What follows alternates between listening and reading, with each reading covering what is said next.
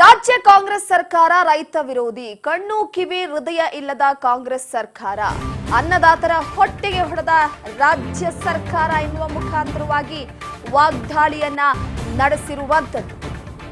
ರಾಜ್ಯ ಕಾಂಗ್ರೆಸ್ ಸರ್ಕಾರ ರೈತ ವಿರೋಧಿ ಸರ್ಕಾರವಾಗಿದೆ. ಕಣ್ಣು ಕಿವಿ ಹೃದಯ ಇಲ್ಲದಂತಹ ಕಾಂಗ್ರೆಸ್ ಸರ್ಕಾರ ಅನ್ನದಾತರ ಹೊಟ್ಟೆಯನ್ನ ಹೊಡೆದಿದೆ.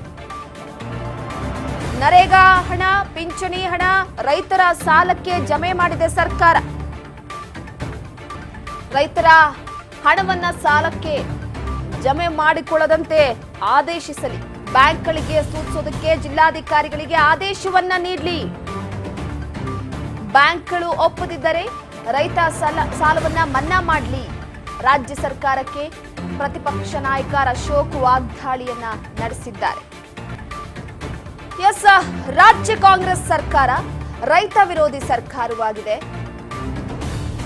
ಕಣ್ಣು ಕಿವಿ ಹೃದಯ ಇಲ್ಲದ ಕಾಂಗ್ರೆಸ್ ಸರ್ಕಾರ ಎನ್ನುವ ಮುಖಾಂತರವಾಗಿ ಅಶೋಕ್ ಅವರು ವಾಗ್ದಾಳಿಯನ್ನ ನಡೆಸಿರುವಂತದ್ದು.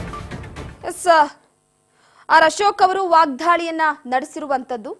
ಸದ್ಯದ ಮಟ್ಟಿಗೆ ಅನ್ನದಾತರ ಹೊಟ್ಟೆಗೆ ಹೊಡೆದಿದೆ ರಾಜ್ಯ ಸರ್ಕಾರ. ಅಂದ್ರೆ ನರೇಗಾ ಹಣ ಆಗಿರ್ಬೋದು, ಪಿಂಚಣಿ ಹಣ ಆಗಿರ್ಬೋದು, ರೈತರ ಸಾಲಕ್ಕೆ ಜಮೆ ಮಾಡಿರುವಂಥದ್ದು. ಇದು ಈಗಾಗಲೇ ಜಿಲ್ಲಾಧಿಕಾರಿಗಳಿಗೆ ಹಾಗೆ ಬ್ಯಾಂಕ್ಗಳಿಗೆ ವಾರ್ನಿಂಗ್ ಅನ್ನ ಕೊಡ್ಲಿ, ಈ ಹಣವನ್ನ ಬಳಸದಂತೆ. ಆದ್ರೆ ರೈತ ವಿರೋಧಿ ಸರ್ಕಾರ ಅಂತ ಕಾಣಿಸ್ಕೊಳ್ತಾ ಇದೆ ಅಂತ ಅಶೋಕ್ ವಾಗ್ದಾಳಿಯನ್ನ ನಡೆಸಿದ್ದಾರೆ.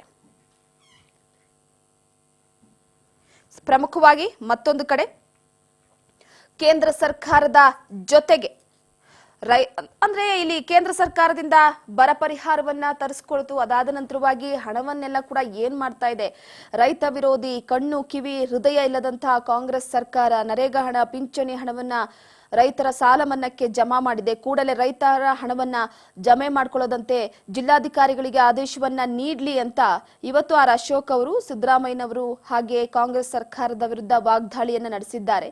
ಪ್ರಮುಖವಾಗಿ ಬ್ಯಾಂಕ್ಗಳಿಗೆ ಸೂಚಿಸಲಿ, ಜಿಲ್ಲಾಧಿಕಾರಿಗಳಿಗೆ ಆದೇಶವನ್ನ ನೀಡಲಿ, ಬ್ಯಾಂಕ್ಗಳು ಒಪ್ಪದಿದ್ರೆ ರೈತರ ಸಾಲ ಮನ್ನಾ ಮಾಡಲಿ ಅಂತ ಆಗ್ರಹವನ್ನ ಮಾಡಿದ್ದಾರೆ. ಕೇಂದ್ರ ಸರ್ಕಾರ ಕರ್ನಾಟಕದ ರೈತರಿಗಾಗಿ 3,454 ಕೋಟಿ ರೂಪಾಯಿ ಬರ ಪರಿಹಾರವನ್ನ ಬಿಡುಗಡೆ ಮಾಡಿದೆ. ಆದ್ರೆ ಸಿಎಂ ಸಿದ್ದರಾಮಯ್ಯನವರ ಸರ್ಕಾರ ತನ್ನ ಪಾಲಿನ ಹಣವನ್ನ ನೀಡ್ತಾ ಇಲ್ಲ.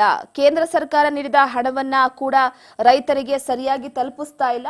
ಈ ಪರಿಹಾರ ಹಣವನ್ನ ಹಳೆ ಬಾಕಿಗಳಿಗೆ ಬ್ಯಾಂಕ್ಗಳಿಗೆ ಜಮಾ ಮಾಡ್ತಾ ಇದ್ರು ಕೂಡ ರಾಜ್ಯ ಸರ್ಕಾರ ತಕ್ಷಣ ಕ್ರಮವನ್ನ ವಹಿಸದೆ ಕೈಕಟ್ಟಿ ಕುಳಿತಿದೆ. ಈಗ ಪಿಂಚಣಿ, ನರೇಗಾ ಹಣವು ಕೂಡ ರೈತರ ಕೈ ಸೇರುವಂತೆ ನೋಡ್ಕೊಳ್ಳೋದಕ್ಕೆ ಸರ್ಕಾರ ವಿಫಲವಾಗಿದೆ ಅಂತ ಕಿಡಿಕಾರಿದ್ದಾರೆ. ಜೊತೆಗೆ ಹಿಂದಿನ ಬಿಜೆಪಿ ಸರ್ಕಾರ ಇದ್ದಂತಹ ಸಂದರ್ಭದಲ್ಲಿ ಪ್ರವಾಹ ವಿಕೋಪದಿಂದ ಹಾನಿಗೊಳಗಾದಂತವರಿಗೆ ದುಪ್ಪಟ್ಟು ಪರಿಹಾರವನ್ನ ನೀಡಿತ್ತು.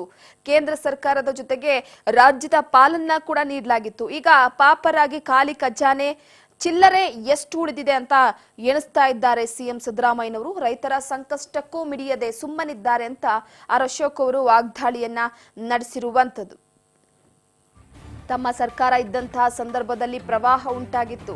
ಆ ಸಂದರ್ಭದಲ್ಲಿ ಹಾನಿಗೊಳಗಾದಂಥವರಿಗೆ, ರೈತರಿಗೆ, ಮನೆ ಕಳ್ಕೊಂಡಂಥವರಿಗೆ, ಜಮೀನು ಕಳ್ಕೊಂಡಂಥವರಿಗೆ ದುಪ್ಪಟ್ಟು ಪರಿಹಾರ ಹಣವನ್ನ ನೀಡಿತ್ತು. ಒಂದು ಕಡೆ ಕೇಂದ್ರ ಸರ್ಕಾರದಿಂದ ಹಣ ಬಂದಿದೆ. ಕೇಂದ್ರ ಸರ್ಕಾರದಿಂದ ಬಂದಿರುವಂತಹ ಹಣವನ್ನ ಸರಿಯಾಗಿ ರೈತರ ಖಾತೆಗೆ ಹಾಕ್ತಾ ಇಲ್ಲ. ಇನ್ನ ರಾಜ್ಯ ಸರ್ಕಾರದಿಂದ ಏನ್ ಕೊಡುಗೆ ಕೊಡ್ತಾ ಇದೆ? ರಾಜ್ಯ ಸರ್ಕಾರದಿಂದ 1 ರೂಪಾಯಿ ಹಣವನ್ನು ಕೂಡ ಕೊಡ್ತಾ ಇಲ್ಲ. ಪಂಚ ಗ್ಯಾರಂಟಿಗಳಿಗೆ ಸುರಿದು ಈಗ ಖಾಲಿ ಖಜಾನೆಯಾಗಿದೆ. ಚಿಲ್ಲರೆಯನ್ನ ಎಣಿಸ್ಕೊಂಡು ಕೂತಿದ್ದಾರೆ ಸಿದ್ದರಾಮಯ್ಯನವರು ಎನ್ನುವ ಮುಖಾಂತರವಾಗಿ ವಾಗ್ದಾಳಿಯನ್ನ ನಡೆಸ್ತಾ ಇರುವಂತದ್ದು. ಹಿಂದಿನ ಸರ್ಕಾರಕ್ಕೂ ಈಗಿನ ಸರ್ಕಾರಕ್ಕೂ ಸಾಕಷ್ಟು ವ್ಯತ್ಯಾಸ ಇದೆ. ನಮ್ಮ ಸರ್ಕಾರ ಇದ್ದಂತಹ ಸಂದರ್ಭದಲ್ಲಿ ರೈತರ ಪರವಾಗಿ ಕೆಲಸವನ್ನ ಮಾಡಿತ್ತು. ಕೇಂದ್ರ ಸರ್ಕಾರ ನೀಡಿದ ಹಣವನ್ನ ರೈತರಿಗೆ ಯಾಕೆ ಸರಿಯಾಗಿ ಕೊಡ್ತಾ ಇಲ್ಲ? 3,454 ಕೋಟಿ ರೂಪಾಯಿ ಕೇಂದ್ರದಿಂದ ಬಿಡುಗಡೆಯಾಗಿದೆ. ಒಂದು ಕಡೆ ಈ ಹಣ ಸಾಲಲ್ಲ ಅಂತ ಕಾಂಗ್ರೆಸ್ ನಾಯಕರು ಹೇಳ್ತಾ ಇದ್ದಾರೆ.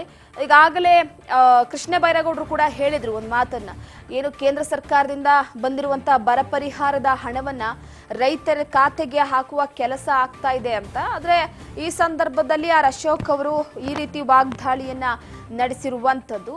ಮತ್ತೊಂದು ಕಡೆ ಅನ್ನದಾತರ ಹೊಟ್ಟೆಗೆ ಹೊಡಿತಾ ಇದೆ ರಾಜ್ಯ ಸರ್ಕಾರ ಅಂತ. ಬ್ಯಾಂಕ್ಗಳಿಂದ ಸಾಕಷ್ಟು ಜನ ರೈತರು ಸಾಲವನ್ನ ತೆಗೆದುಕೊಂಡಿದ್ದಾರೆ, ಸಾಲ ಮನ್ನಾ ಮಾಡಿಲ್ಲ.